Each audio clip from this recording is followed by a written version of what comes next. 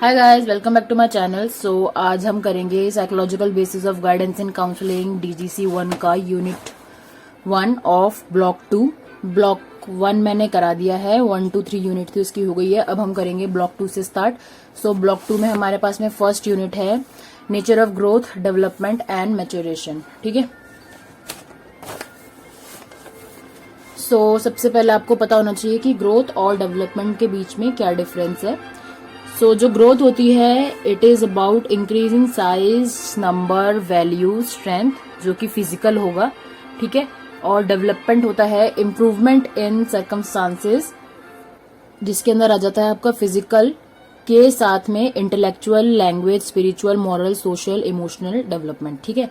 अब इसको थोड़ा ऐसे समझो, जैसे जब आप बड़े हो रहे हो so you are increasing in size. ठीक है। आप पहले 2 इंच के पैदा होते हो, मतलब लिटरल में नहीं, बट फिर आप 2 फुट के होते हो, फिर आप और बड़े होते रहते हो। ठीक है। तो वो आपका ग्रोथ हो रहा है। ठीक है। जो आपका हाथ का साइज है, पहले आपका हाथ का साइज इतना होगा, फिर इतना हो जाएगा, तो आप इंक्रीज कर रहे हो फिजिकली, वो दिख रहा है हमें कि ग्रोथ हो रही है। ठीक है। So that is your growth. ठीक है। और क्योंकि आप उसको मेजर कर सकते हो इसीलिए वो क्वांटिटेटिव है। ठीक है।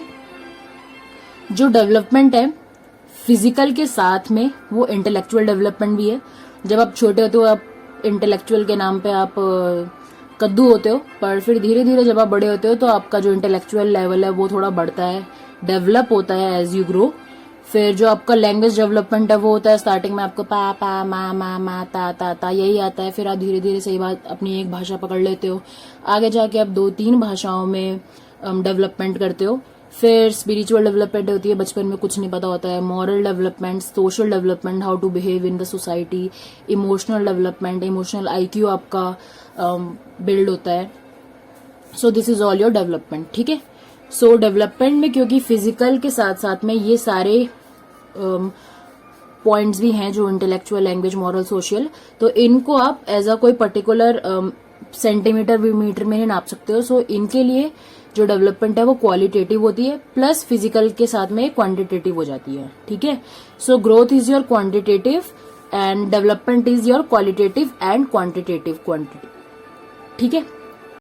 उनका जो ऑफस्प्रिंग है उसको आप ट्रेन करके आप उसकी, अगर उसमें भी वो जीन्स आ गए हैं वो कि वो ड्रॉफ की कैटेगरी में है, तो आप उसको पढ़ा के या एनवायरनमेंट में कोई भी स्टिमुला ऐड करके या ट्रेनिंग करके उसको आप लंबा नहीं कर सकते हो। ठीक है।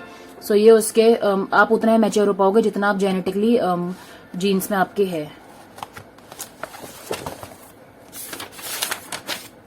Next is factor influencing growth and development. So 2 factors हैं बहुत ब्रॉडली, हेरिडिटरी एंड एनवायरमेंट। अच्छा, जो अभी आप जितना भी आपने ये सब पढ़ा है इस पोस्ट ग्रेजुएशन वाले में, ये सारा का सारा DSSB का भी कंटेंट है। ठीक है। एज इट इज जो भी सारे के सारे नोट्स हैं मेरे, वो सारे ये DSSB वाले भी हैं। So if you are also preparing for DSSB you can have a look on post graduation का जो आपका सिलेबस है। ठीक है। So factors influencing growth and development में आता है आपका हेरिडिटरी प्लस एनवायरनमेंट। सो पहले एनवायरनमेंट समझ लो, एनवायरनमेंट बहुत छोटा है। एनवायरनमेंट से जो आपका फैक्टर्स है वो ग्रोथ और डेवलपमेंट को कैसे अफेक्ट करता है। अब जैसे जो ज्योग्राफिकल है, मतलब कि जैसे जो लोग पहाड़ों में रहते हैं उनके चीक ज्यादा रेड होते हैं क्योंकि वो हीमोग्लोबिन वाला सीन होता है, उनके RBCs ज्यादा वर्क करते हैं, ऐसा कुछ होता है ना। और उनकी हाइट शॉर्ट होती है। और जो लोग राजस्थान में रहते हैं उनका जो स्किन होता है वो ज्यादा ह्यूमिडिटी सहन करने के लिए बना होता है, ऐसा कुछ होता है ना। तो मतलब ये है कहने का कि जो फिजिकल फैक्टर होते हैं जहाँ पे जो लोग होते हैं वो उसी तरीके से रच बच जाते हैं। ठीक है। सो ये जियोग्राफिकल फैक्टर एनवायरनमेंट है जिससे ग्रोथ और डेवलपमेंट आपकी इन्फ्लुएंस होती है। सोशल कैसा है, जो आपके फैमिली फ्रेंड्स वगैरह है, मतलब कि अगर आप कैसी थोड़ी मतलब रिच फैमिली से बिलोंग करते हो तो आपके पास में खाने के लिए अच्छा है, और अगर आपके पास में खाने पीने के लिए अच्छा सामान है तो आपका ग्रोथ और डेवलपमेंट अच्छा होगा। अगर आपके पास में खाने के लिए नहीं अच्छा तो उतना अच्छा नहीं हो पाएगा। प्लस सोशल में वैसे भी आ जाएगा कि अगर आपके फैमिली और फ्रेंड्स, आपका ग्रुप अच्छा है और आप अकेले नहीं हो, आपका फैमिली आपको पूरा सपोर्ट करती है, तो आपका ग्रोथ अच्छा होगा, आपका सोशल डेवलपमेंट अच्छा होगा, इमोशनल डेवलपमेंट भी आपका उससे जुड़ के अच्छा होगा। बट अगर आपको फैमिली सपोर्ट नहीं करती, आप अकेले रहते हो, फिर आपका कोई फ्रेंड भी नहीं है, तो आपका ग्रोथ तो हो रहा होगा बट डेवलपमेंट आपका उतना अच्छा नहीं जाएगा, आपका इमोशनल क्वोशिएंट उतना अच्छा नहीं रहेगा। ठीक है। इकोनॉमिकल में वेल्थ, अगर वेल्थ है तो आपके पास में खाना है, खाना है तो आपका ग्रोथ डेवलपमेंट अच्छा है, अगर खाना नहीं है तो आप मालन्यूट्रिशन या अंडर नरिश्ड रह जाओगे। कल्चरल में कस्टम ट्रेडिशंस वगैरह आते हैं, अगर आपका कोई जो कल्चर है उसका आपका ह्यूज इम्पैक्ट आता है आपके ग्रोथ और डेवलपमेंट पे, मतलब आप जिस कल्चर से बिलोंग करते हो उसका इम्पैक्ट आपको हमेशा पड़ता ही पड़ता है, ठीक है। फिर है इमोशनल, इस पे कल्चरल पे ज्योग्राफी में पढ़ोगे आप, बीएलएड में पढ़ते हो कि दो शायद एरिस्टोटल थे कि उन्होंने वो निकाला था कि जो लोग गर्म जगह पे रहते हैं वो ज़्यादा गुस्सैल होते हैं और जो लोग ठंडी जगह पे रहते हैं वो लोग शांत होते हैं। सो वैसे भी थोड़ा बहुत फर्क पड़ता है ज्योग्राफिकल वगैरह में, ठीक है। सो इमोशनल का आ जाएगा कि इमोशनल में अगर आपका जो घर है वो टूटा हुआ है, आपके पेरेंट्स नहीं है या क्रॉनिक डिजीज है तो आपका ग्रोथ डेवलपमेंट हिंडर होता है। बट वही अगर इमोशनल डेवलपमेंट आपका बहुत अच्छा, पेरेंट्स ने हमेशा आपको सपोर्ट करा है, आपका कोई भी आपने कुछ बहुत ज़्यादा खतरनाक टाइप नहीं देखा अपना फैमिली में, तो आपका ग्रोथ डेवलपमेंट अच्छा रहता है, ठीक है। So this is how your environment influences your growth and development. अब हम बात करते हैं हेरिडिटरी की।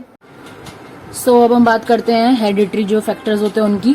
हेरिडिटरी में क्या होता है, जो इसकी डेफिनेशन वैसे होगी कि biological mechanism as it is a biological mechanism which is a result in which the child gets. बात करते हैं जो फैक्टर में हेरिडिटरी है उसकी। हेरिडिटरी में क्या होता है, जो भी आपका जो बच्चा होता है वो पेरेंट्स से जो भी आएगा वो उसका रिजल्ट ही होगा, बट ऑफ कोर्स, ठीक है। जो एक इंसान होता है उसमें 23 पेयर होते हैं क्रोमोसोम्स के, ठीक है, जिसमें 22 जो हमारे जीन्स होते हैं वो ट्रेट्स होते हैं और उसमें एक हमारा सेक्स क्रोमोसोम होता है, ठीक है। और जब दो पेरेंट्स मिलते हैं तो उनके 23 पेयर आ गए, 46 क्रोमोसोम्स हो गए। एक क्रोमोसोम के अंदर 3000 जीन्स होते हैं हमारे, ठीक है। टोटल हमारे आ गए 1,38,000 जीन्स, ठीक है। जब ये अगर 46 पूरा का पूरा 23 पेयर आपस में जुड़ते हैं और 46 क्रोमोसोम बन जाते हैं। इसमें आप अपनी फैमिली जो आपके पेरेंट्स में फादर मदर है उनसे आप ट्रेट्स एक्वायर करते हो, पॉजिटिव और नेगेटिव तरह के। ट्रेट्स में क्या होता है, कुछ आपके ट्रेट्स रिसेसिव आते हैं, कुछ आपके ट्रेट्स डोमिनेंट आते हैं। मोस्टली जो फिजिकल स्ट्रक्चर है उसमें जो आपका डोमिनेंट ट्रेट है जैसे कि लंबी हाइट और अच्छी बिल्ट, तो मोस्टली जिनके पेरेंट्स में कोई एक लंबा होता है तो जो बच्चा होता है वो भी लंबा ही निकलता है, वो डोमिनेंट ट्रेट होता है। कुछ में रिसेसिव ट्रेट्स भी चले जाते हैं, तो वो जिनमें छोटी हाइट होती है मोस्टली, बट ऐसा ज्यादा होता नहीं है, मोस्टली जो बच्चे लंबे ही निकलते हैं। और जो आपकी जनरेशन है वो काफी लंबी निकल रही हैं, ठीक है, मतलब उनकी हाइट सबकी काफी अच्छी है। फिर आपका जो पॉजिटिव आता है वो आता है कलर ऑफ आईज, जो आप अपने पेरेंट्स से इनहेरिट करते हो, quality of hairs, skin colour, आपका जो इंटेलिजेंस है, नर्वस सिस्टम है, ये सारी चीजें आप अपने पेरेंट्स की ही इनहेरिट करते हो, ठीक है। अगर फिर वो इंटेलिजेंस के लिए तुम्हें कुछ बोले तो तुम उनको बोल भी सकते हो भाई तुम्हारा ही आया है, उतना ही जितना तुम्हारे पास है, तो ज्यादा बकवास करने की जरूरत नहीं है, प्यार से बोलना। और नेगेटिव में आता है कि अगर आपके पेरेंट्स को डायबिटीज है तो बेटे तुमको भी हो सकती है, हार्ट डिजीज है तो तुमको हो सकती है, कलर ब्लाइंडनेस है तुमको हो सकती है, ड्रॉफनेस तुमको हो सकती है, haemophilia is no blood clotting, vitamin K की कमी, ट्यूबरक्लोसिस तुमको हो सकती है, और एचआईवी भी आपको हो सकती है। ये नेगेटिव ट्रेड्स हैं जो तुमको अपने पेरेंट्स से मिल सकते हैं। पेरेंट्स को चूज वाइजली, मजाक था। उसके बाद है कॉग्निटिव डेवलपमेंट की थ्योरीज, जो सबसे फुक्कू, मतलब भाई साहब पियाजे और एरिक्सन की थ्योरीज हैं, और ये आपको पता ही होंगी भाई, मैंने बहुत बारी बता रखी है पियाजे वाली, तो बहुत ज्यादा दिमाग खराब होता है इसको पढ़ पढ़ के। तो अगर जिसको नहीं पता पियाजे की थ्योरी में क्या है, तो भाई पियाजे ने कॉग्निटिव डेवलपमेंट पे थ्योरी दी थी, ठीक है। उन्होंने 4 स्टेजेस दी थी बच्चों के लिए, sensory motor, pre operational, concrete operational and formal operational. जो आपकी सेंसरी मोटर स्टेज होती है, इसमें जो बच्चा होता है वो अपनी सेंसेस यूज करता है, उसकी जो सेंसेस होती है वो काफी एक्टिव हो जाती हैं। इसमें ऑब्जेक्ट परमानेंस आती है स्टेज, जिसका मतलब है कि उसको पता होता है कि ये उसका टॉय है, उसकी चॉकलेट है, और उसका टीवी का रिमोट है या मम्मा का फोन है, तो वो और किसी को नहीं देता है, ठीक है। जो उसकी ये स्टेज होती है, इसमें थोड़ी सी वो इमिटेशन स्टेज होती है जो स्टार्ट होती है धीरे धीरे, और इस स्टेज में जो बच्चा होता है वो अपने पेरेंट्स का फेस एक स्ट्रेंजर से डिस्टिंग्विश कर सकता है, ठीक है। फिर वो आता है प्री ऑपरेशनल स्टेज में। प्री ऑपरेशनल स्टेज को हम टॉय एज भी कहते हैं, और इसमें जो बच्चों का बिहेवियर होता है वो एंटागोनिस्टिक एरोटिक बिहेवियर होता है, मतलब कि जो बच्चा होता है वो डिसोबीडियंट होता है, ठीक है, इस वाली स्टेज में 2 से 7 में। मतलब एक तो उसको ये होता है कि वो खुद करेगा सब, फीलिंग ऑफ ऑटोनॉमी, मतलब मैं करूंगा, मैं ये, मैं वो, मैं ये, और जो कहते हैं ना आपे आपे आपे आपे करेंगे, वो वाला। और इसमें जो बच्चे का सोशलाइजेशन होता है वो थोड़ा बाहर निकलता है फैमिली से, इसके बाद में वो स्कूल और पार्क वगैरह में जाता है। This stage is also known as exploratory stage. इसमें जो बच्चा होता है उसका क्यूरियोसिटी लेवल बहुत ज्यादा हाई होता है, बच्चे की ईगोसेंट्रिक स्पीच होती है और उसका बिहेवियर भी ईगोसेंट्रिक होता है, मतलब सब वो सेल्फ पे रखता है। और उसके बाद जो उसका इमिटेशन है वो काफी ज्यादा बढ़ जाता है, मतलब वो किसी एक पर्टिकुलर इंसान की तरह बिहेव करने की कोशिश करता है। और इसके बाद में यहाँ पे ऑडिपस इलेक्ट्रा कॉम्प्लेक्स बनता है। ऑडिपस का मतलब होता है जो बॉय होता है वो अट्रैक्ट होता है towards mother, and Electra complex is the girl attracts towards father, ठीक है। देन आपका आता है कॉन्क्रीट ऑपरेशनल। कॉन्क्रीट में जो आपका थिंकिंग है वो कॉन्क्रीट ही रहेगा, ठीक है, फॉर्मल में आपका एब्स्ट्रैक्ट हो जाता है, ठीक है। कॉन्क्रीट ऑपरेशनल में जो बच्चा है, इसको एलिमेंट्री स्टेज भी कहते हैं, इसमें जो एज है उसको गैंग एज भी बोला जाता है, मतलब कि आप सेम सेक्स वाले लोगों के साथ में प्रेफर करते हो कि आप उनके साथ में दोस्त रहो। और बल्कि कुछ कुछ में होता है कि वो जो टीनेज लव होता है, स्कूल वाला प्यार, वो वाला भी शुरू हो जाता है, बकवास। फिर होता है जो आपके इंटरेस्ट होते हैं वो स्टोरीज, फेरी टेल्स वगैरह में होते हैं, और आपका टेंडेंसी होता है लड़ाई करने का इसमें सबसे ज्यादा। और कॉन्क्रीट थिंकिंग होती है, एब्स्ट्रैक्ट आप बिल्कुल भी नहीं सोच पाते हो। By the end of this stage आप धीरे धीरे लॉजिकल थिंकिंग लगाना स्टार्ट कर देते हो, ठीक है। फिर लास्ट स्टेज आती है आपकी फॉर्म एंड ऑपरेशन। इसको स्टैनली हॉल ने स्ट्रेस एंड स्ट्रोम की एज भी बोला है। ये आपका पीरियड होता है ऑफ डे ड्रीमिंग, और आप इसमें हेट्रोसेक्सुअलिटी की तरफ देखते हो, आप you are attracted towards the opposite sex, और you try to worship a hero, and जिसमें आप एक सेल्फ को आइडेंटिटी दे पाओ, आप मूवीज में रिलेट करने की कोशिश करते हो उसमें जो आपको सबसे तगड़ा प्लेयर या कंटेंट लगता है, इंसान लगता है, ठीक है। और यहाँ पे आपका हाइपोथेटिकल डिडक्टिव रीजनिंग वगैरह शुरू हो जाता है, एब्स्ट्रैक्ट थिंकिंग शुरू हो जाती है, ठीक है। सो दिस इज व्हाट पियाजे हैज गिवन स्टेजेस में। उसके बाद आता है बारी एरिक एरिक्सन का। सो एरिक एरिक्सन ने सोशल डेवलपमेंट में ये दी थी स्टेजेस 3, 3, 6, 8 स्टेज दी हैं। सो एरिक एरिक्सन ने सोशल डेवलपमेंट की स्टेज दी थी, जिसमें सबसे पहला है trust versus mistrust. So trust versus mistrust आपका इन्फेंसी में रहता है फ्रॉम बर्थ टू 1.5 years। इसमें जो बच्चा होता है पूरा अपनी माँ पे या फिर जो केयर टेकर है उस पर डिपेंड रहता है उस सारी नीड्स के लिए। अगर जो उसकी नीड्स हैं जैसे कि फूड, सिक्योरिटी, और जो उसको इमोशनली स्टेबल रखना है, शांत रखना है, अगर वो रो रहा है तो उसके पास आना है, अगर वो सारी चीजें उसको मिल रही हैं तो उसका ट्रस्ट डेवलप होता है। बट अगर उसको सारी चीजें नहीं मिल रही हैं, उसको जिस टाइम पे कोई चाहिए केयर टेकर, वो नहीं आ रहा है, मदर नहीं आ रही, तो उसका मिसट्रस्ट डेवलप हो जाता है, ठीक है। Next is period of autonomy versus shame या फिर डाउट, जो कि होता है 1.5 से 3 साल तक। इसमें क्या होता है, जो आपका मोटर स्किल्स जो लैंग्वेज होती है वो बच्चा एक्सप्लोर करने की कोशिश करता है अपने एनवायरनमेंट में। और इसमें क्या होता है, जो पेरेंट्स होते हैं वो मोस्टली मना करते हैं कि नहीं, यहाँ नहीं जाना, या ये नहीं बोल, मतलब ये नहीं करना, ये नहीं करना, ये नहीं करना। और अगर उसको हर बात पे डिनायल मिलता रहता है, उसको फ्रीडम में उसको एक्सप्लोर नहीं करना पड़ता है, तो बच्चा शेम और डाउट बिल्ड करता है अपने अंदर ही अंदर। बट वहीं अगर उसको वो एक्सप्लोर करने देते हैं, फ्रीडम देते हैं बच्चे को, सो बच्चा develops a sense of autonomy, जिसका मतलब कि वो एक इंडिपेंडेंस फील करता है, और वो फील करता है कि हाँ वो चीजें थोड़ी थोड़ी खुद करना सीख रहा है, तो उसमें वो ऑटोनॉमी बिल्ड होती है, ठीक है। बट अगर उसको नहीं करने देते हैं तो उसमें डाउट या फिर शेम बिल्ड होती है। नेक्स्ट पीरियड भी ऑलमोस्ट सेम ही है, period of initiative versus guilt. इसमें अगर जो बच्चा है वो इनिशिएटिव लेना शुरू कर देता है, जैसे कि पियाजे में बताया था कि वो ईगो सेंट्रिक हो जाता है, सब वो सेल्फ में खुद करना प्रेफर करता है। सो अगर पेरेंट्स बच्चे को अलाउ करते हैं प्लस एंकरेज करते हैं करने के लिए, तो उसका इनिशिएटिव वाला डेवलप होता है स्टेज। बट अगर उसको नहीं करते हैं और वो कर नहीं पाता है और वो हेजिटेट करता है, या वो कर नहीं पाता और वो उसको बोलते कि तुम्हारे बस की नहीं, तुमसे नहीं हो पाएगा, तो ये गिल्ट बिल्ड होने लग जाती है बच्चे के अंदर, ठीक है। फिर next stage is period of industry versus inferiority.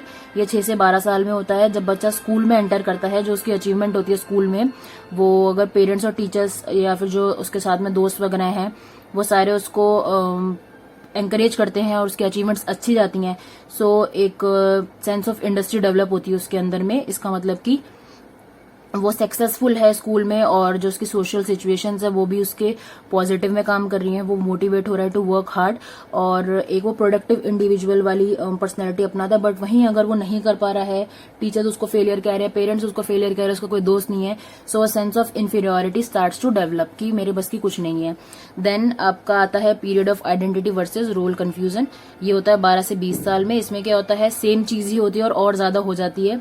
अगर आप अपनी आइडेंटिटी बता पाते हो कि who am I and what I am suppose to do, और मैं किस चीज के लिए बिलोंग करता हूँ या फिर मेरा मतलब अस्तित्व टाइप आप ढूंढने की कोशिश करते हो, अगर वो आपको मिलता है, आपको पता होता है कि हाँ मैं ये हूँ और मुझे ये करना है और अगला मुझे नहीं बता सकता मेरे बारे में, so sense of identity develops. But अगर वो नहीं होता और आपको समझ ही नहीं आता कि आप कहाँ पे हो, क्यों हो, आप लॉस्ट रहते हो, सो आपका रोल कंफ्यूजन वाली स्टेज आ जाती है। ठीक है, जो आपका फिजिकल अपीयरेंस वगैरह है या फिर आपको जो एडल्ट से प्रेशर मिल रहा है with reference to the future, अगर आप वो सब कर लेते हो तो आपका आइडेंटिटी बिल्ड होती है। बट अगर आप नहीं कर पाते हो तो आपका रोल कंफ्यूजन हो जाता है। ठीक है, next is period of intimacy versus isolation. So ये होता है 20 से 45 साल तक।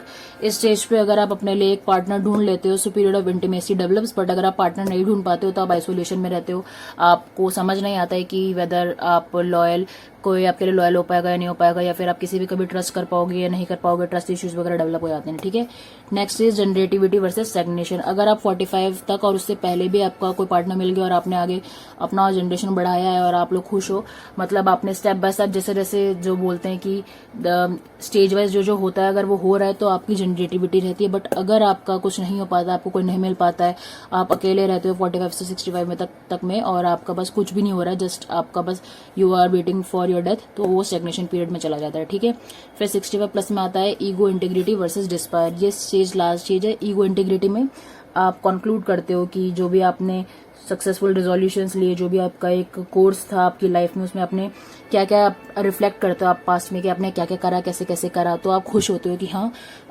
डॉट्स जोड़ते हो आपकी स्टार्टिंग से लेके अभी तक मैंने जो करा उसमें मुझे रिजल्ट मिला और मैं खुश हूँ कि मेरे बच्चे नाते पोते सब हो गए, अब मैं बढ़िया जी रहा हूँ।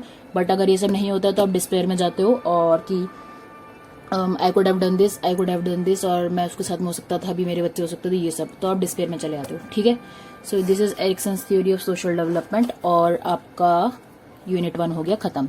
यूनिट 2 पढ़ेंगे नेक्स्ट वीडियो में। बाय।